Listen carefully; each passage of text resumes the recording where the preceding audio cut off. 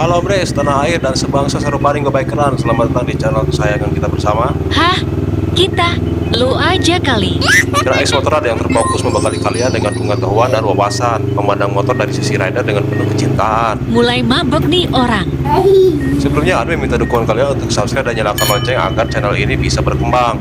Memangnya pohon bisa berkembang? Udah basa-basinya. Bahas apa sekarang kita, Pak Bos? Pada konten kali ini akan dibahas tentang faktor-faktor apa saja yang mempengaruhi kecepatan motor. Ya Bre, kecepatan motor sering menjadi pertimbangan selain hal lainnya, misalnya harga dan keinitannya. Tidak bisa dipungkiri lagi, bukankah kalian atau tujuan kalian membeli unit sepeda motor ini karena menginginkan mobilitas yang cepat? Sebenarnya tidak berbeda dengan alat lainnya, misalnya handphone. Nyatanya untuk mengukur dan memperkirakan kemampuan berlari dari sebuah unit motor itu bisa dilihat dari spesifikasinya. Pada umumnya spesifikasi dari motor bisa dibagi dua pada pengaruhnya terhadap kecepatan. Yang berpengaruh positif misalnya kemampuan mesin, gear ratio, desain aerodinamis, dan lainnya. Sedangkan yang berpengaruh negatif sebagai penghambat misalnya bobot, sistem transmisi, penggerak roda, dan lainnya. Jadi kalian wajib notice tuh dan memperbandingkan keduanya. Mau pada kemana sih? Cari motor yang kencang? Gak tahu, tapi jika menyangkut tentang hobi dan kesenangan pastinya tidak akan paham jika tidak satu server. Kan semua motor itu pada dasarnya kencang, juga tergantung jokinya. Kita akan menilai dulu secara objektif pada motornya itu sendiri dan memberikan pemahaman paling pas buat para rider. Karena sang joki sekelas dewa pun misalnya Valentino Rossi pastinya akan memble jika tunggangannya hanya backjul, bebek 7 mulut. Asal Jupiter yang lain makin ketinggalan. Untuk faktor yang pertama adalah mesin, power dan torsi yang paling besar pengaruhnya terhadap kecepatan dari motor. Yang mana mesin adalah yang paling vital dan signifikan mempengaruhi kemampuan dan kecepatan motor untuk berlari. Terdapat berbagai jenis mesin dari kendaraan termasuk motor, mulai dari mesin pembakaran dalam OHC atau overhead camshaft, 2 tak, 4 tak, SOHC, DOHC, mesin OHV atau overhead valve, hingga dinamo untuk motor listrik. Dari banyaknya jenis mesin untuk menggerakkan motor, maka dapat ditarik benang merahnya bahwa setiap mesin ini menghasilkan tenaga dan torsi untuk menggerakkan motor. Pada kecepatan atau kemampuan berlari, power yang dicari, sedangkan torsi hanya berpengaruh di awal saja, dari diam hingga bergerak ke kecepatan tertentu. Juga menggerakkan motor termasuk seberapa berat bebannya. Dan jika kalian belum paham tentang power dan torsi ini, sudah admin buatkan videonya, dijelaskan dengan kata-kata yang mudah dipahami, dan linknya ada di deskripsi. Termasuk juga semua apa-apa yang dijelaskan di konten ini semuanya ada pada setiap bahasan khususnya. Sedangkan untuk motor konvensional atau yang bermesin pembakaran dalam internal combustion, besarnya power dan tenaga mesin dipengaruhi oleh proses ledakan BBM atau bensin dan campuran udara oleh busi. Dan ada beberapa hal yang harus diperhatikan pada mesin ini, dimulai dari jumlah langkah pistonnya, 2 tak atau 4 tak. Karena mesin ini mempunyai siklus untuk meledakan BBM dalam upaya menghasilkan tenaga. Pada motor 4 tak wajib melalui 4 langkah piston, sedangkan 2 tak hanya 2 langkah saja. Dengan begitu pada besar kubikasi atau cc yang sama, mesin 2 tak lebih cepat 2 kali lipatnya untuk menghasilkan tenaga. Lalu besarnya kubikasi mesin atau besarnya cc, semakin besar ruang mesin dapat menampung BBM dan udara lebih banyak, sehingga ledakan akan semakin besar. Pada ujungnya output power dan torsi semakin besar juga. Kemudian jumlah katup atau valve pada mesin. Katup dan valve adalah pintu masuknya campuran udara dan BBM di ruang pembakaran. Jika katup masuknya semakin banyak, maka suplai bahan bakar semakin besar dan cepat. Pastinya mempengaruhi mesin untuk menghasilkan daya ledak semakin besar. Kemudian jumlah silinder mesin juga berpengaruh, karena semakin banyak jumlah silinder maka power motor semakin besar pada RPM atau putaran mesin tinggi. Langkah pistonnya lebih pendek sehingga pistonnya lebih ringan serta lebih stabil. Diameter pistonnya lebih kecil tapi bekerja keroyokan untuk menghasilkan tenaga lebih besar di RPM tinggi. Meskipun begitu pada torsi putaran bawahnya berbanding terbalik, masih lebih baik yang jumlah silindernya lebih sedikit. Jadi jangan heran jika lihat ZX25R motor 4 silinder itu nggak ditanjakan jika nggak ancang-ancang jauh-jauh dari bawah. Dan jika radarnya belum paham dan memperkirakan berapa RPM untuk menanjak atau belum hafal tentang kondisi jalanannya. Beda ya kalau dibandingkan Supra Bapak untuk menghajar tanjakan. Makanya harus paham bedanya. Jika Supra Bapak itu dipelintir gasnya tidak perlu dalam-dalam, malah loncat jika becek gasnya terlalu dalam. Sedangkan kalau ZX itu harus dalam-dalam dan harus meraung mesinnya baru bisa nanjak. Tapi hati-hati, itu bisa loncat jika salah perkiraan. Ternyata susah ya bawa motor 4 silinder. Ya memang, tapi berbanding lurus dengan sensasinya. Rasa nggak pernah bohong. Kayaknya pernah dengar itu tentang rasa.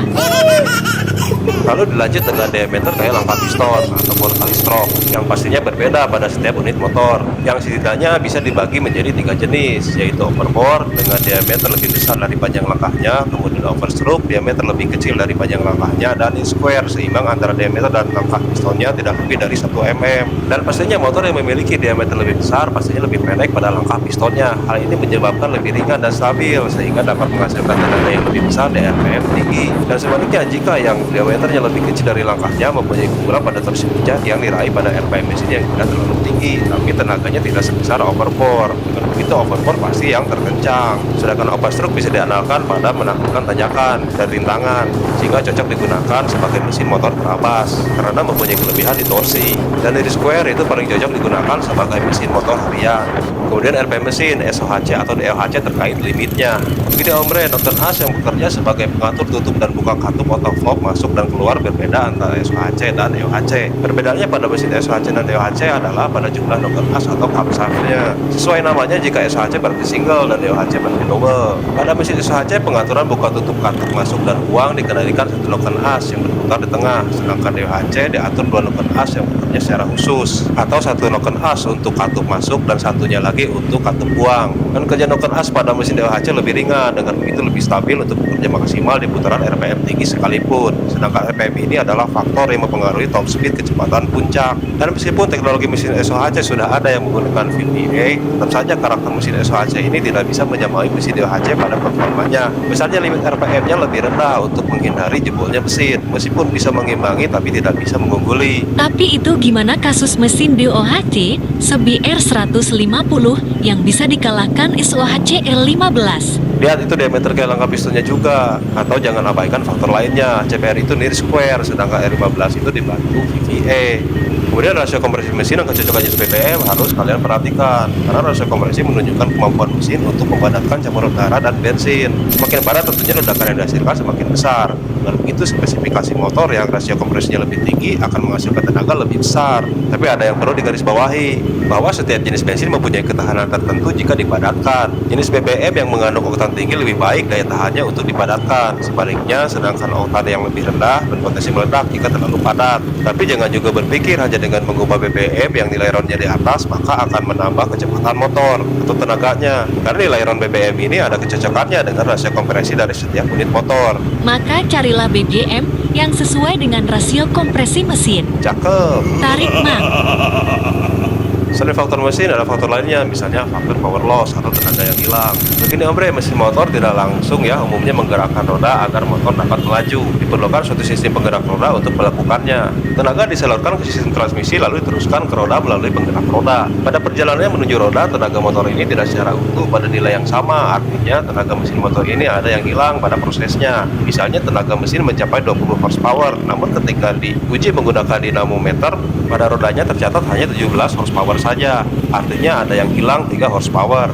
Nah, keadaan ini bisa diartikan adanya power loss atau tenaga yang hilang. Misalnya tenaga yang hilang sangat tergantung sistem penggerak rodanya, di mana rantai 5% hingga 10%, kemudian belt atau sepiti sebesar 20%, dan gardan atau shaft sebesar 30% atau lebih. Dengan begitu, motor dengan sistem penggerak roda rantai masih lebih baik, cepat, dan kencang, karena power loss-nya paling sedikit. Dengan asumsi power motor yang dibandingkan, atau dua motor yang dibandingkan, powernya sama, atau tidak beda jauh. Lalu kemudian faktor yang ketiga adalah faktor bobot dan berat motor sebagai penghambat kecepatan motor. Ini begini Omre, agar bisa dipastikan dan terukur, maka satuan tenaga misalnya horsepower ditentukan. Satuan tenaga motor adalah kesepakatan internasional untuk menggambarkan tenaga dari motor dan kendaraan lainnya. Dan tenaga ini diperlukan untuk mendorong beban kecepatan motor, termasuk pengendara dan barang bawaannya. Tenaga motor yang lebih besar tapi membawa beban sangat berat, pada banyak kasus tidak lebih baik jika dibandingkan tenaga kecil tapi bebannya sangat ringan. Dengan begitu diperlukan adanya perhitungan yang dinamakan power to weight ratio atau PWR, yang merupakan suatu metode mengukur performa motor. Tenaga mesin setelah dikurangi power loss-nya akan dibagi berat motor dan pengendaranya. Pada hasilnya semakin kecil artinya semakin baik. Sedangkan PWR ini bisa dihitung dengan bersamaan power motor dikurangi power loss, kemudian dibagikan berat motor ditambah berat pengendaranya yang bisa diambil 62 kg yang merupakan berat rata-rata manusia. Kemudian yang keempat adalah faktor aerodinamis dan kestabilan sebagai pendukung kecepatan motor. Dan jika diperhatikan pada kompetisi balapan kelas atas, motor-motornya menggunakan full firing, misalnya pada motor GP atau WSBK sekalipun. Padahal jika mengikuti rumus power to weight ratio, seharusnya jika melepas full firingnya, maka akan mengurangi bebannya atau bobotnya, sehingga akan berdampak pada kecepatan. Nah, pernahkah kalian berpikir begitu? Dan jawabannya begini, kasus ini terjadi pada kecepatan tinggi karena selain bobotnya sendiri, motor menghadapi beban lainnya. Salah satunya hambatan angin.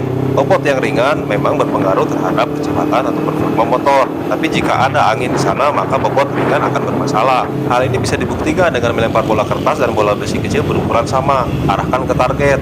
Buktikan mana yang lebih stabil, cepat dan tepat sasaran. Hasilnya bola besi, meskipun bobotnya lebih berat, tapi dia lebih stabil. Dan angin ini pengaruhnya lumayan besar untuk menghambat motor pada kecepatan tinggi. Dan full firing adalah bentuk yang diciptakan untuk melawan angin, meminimalisir hambatan angin, bahkan memanfaatkannya untuk menunggu kecepatan.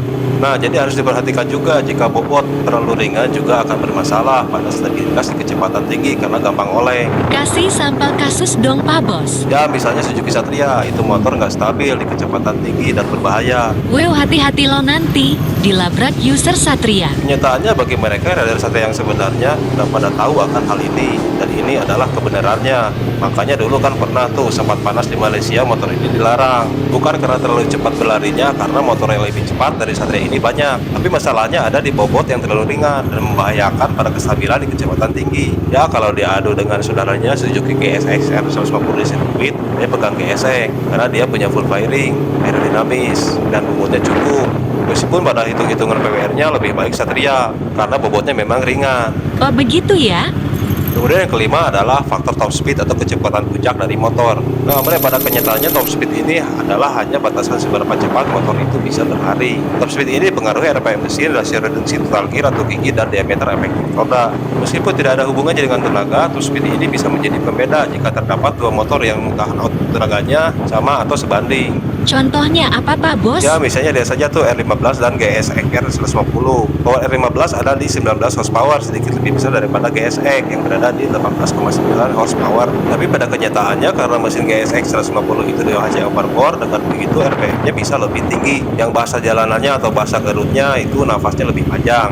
Nah, karena R15 itu SOHC, maka pada suatu saat akan terkena limit dan tidak bisa lagi bertambah cepat. Sedangkan GSX terus dan terus bertambah cepat karena limit RPM-nya lebih tinggi. Oh begitu ya? Yoi, tapi hati-hati juga untuk merubah komponen, misalnya gear ratio dalam rangka menambah top speed. Pastinya akselerasinya akan terkena dampak. Ya, itu bisa dirasakan sendirilah. Meskipun GSX sudah pasti mengungguli R15 pada pencapaian top speednya, tapi untuk harian apalagi di jalanan padat perkotaan pasti lebih sunset R15. Yakin itu. Dan selanjutnya faktor yang terakhir adalah faktor fitur dan lainnya yang mempengaruhi kecepatan motor. Nah, selain faktor-faktor yang sudah disebutkan sebelumnya, sebenarnya terdapat juga beberapa faktor lain yang mempengaruhi kecepatan motor. Misalnya ramayan sistem yang berfungsi memanfaatkan angin jadi tambahan tenaga. Kemudian quick shifter yang bisa mengurangi momentum perpindahan gigi. Sistem ESC lebih baik dari sistem karburator. Hingga jenis ban motor pada kekuatan cengkeramannya ke aspal. Bahkan motor kopling transmisi manual juga lebih mempengaruhi kecepatan jika dibandingkan motor bertransmisi otomatis. Setidaknya bisa menggantung RPM sebelum start atau bisa juga lompat gigi.